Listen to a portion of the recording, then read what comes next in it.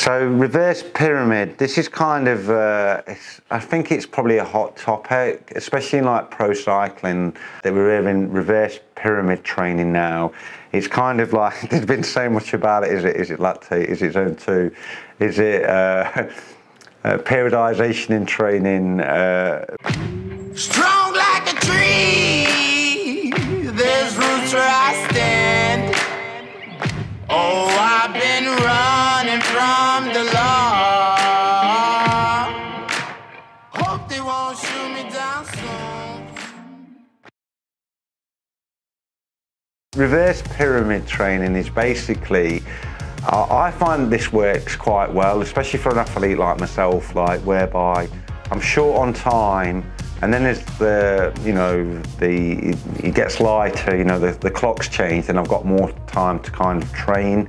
I've got more time at the weekends. In the winter months with the light that we've got, then I find I haven't got much more than probably like 8 hours a week to kind of train. So basically, reverse pyramid is, if we started say like in October, you'd get back onto your bike, like you might have had a break of anywhere between, like, it could be a few days, it could be a week, 2 weeks, and then you'd start like a 2-week phase of like your training, ultimately just getting back onto like your bike.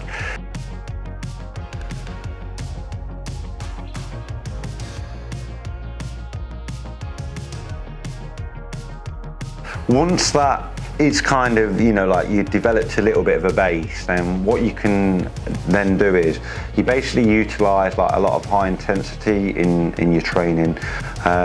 Initially, I would say that you might start off with like some threshold work, and that could be like for a couple of weeks. So you could do like, I don't know, like a good session might be doing like 6 by 3 minutes at, like threshold pace. We're talking about FTP now. Then once that's engaged, you go into this phase of kind of probably like 2, if not 3 times a week, like high intensity training. So what a lot of people like a VO2 max session, a level 5 session, and they're just like short specific intervals that those sessions might be like an hour long, but you generally chuck in anywhere between, I'd say, like it's almost like 20 minutes of quality work, and you can break that down how you want to. You'd still keep some zone 2, so this is like, again, talking about FTP or heart rate, like some zone 2 like easy riding, but you have like these key sessions.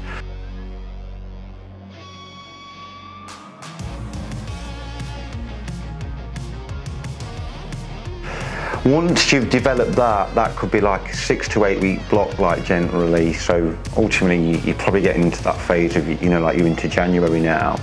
And then what generally happen is you would go into like some like volume of like doing like what we, like sweet spot, like level 3 training. You kind of, because you've built like this, like you've built like this high intensity, then you can go into this development of like trying to push that zone out, because ultimately, like a lot of training is, all you're trying to do with it a lot of the time is trying to push like this threshold out like more and more. So it's, when everybody talks about FTP, we do this 20-minute test, and ultimately, like you divide that by like 5% and it gives you like this, what is your FTP? But what we're trying to do is we're trying to manage that so you can actually sustain this, like what actually your threshold is for a bigger duration. It's like what your time to exhaustion is.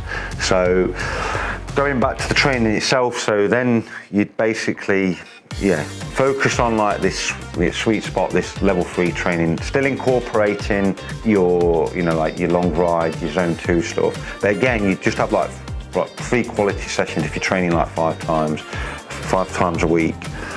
Once that's engaged, then that's when we're starting to get into that phase then that like racing's on the agenda. You're starting into that like March time, I'd say, and then that's when you can go into doing like your specific like threshold work, and then you'd go into like a big block of like endurance aerobic riding.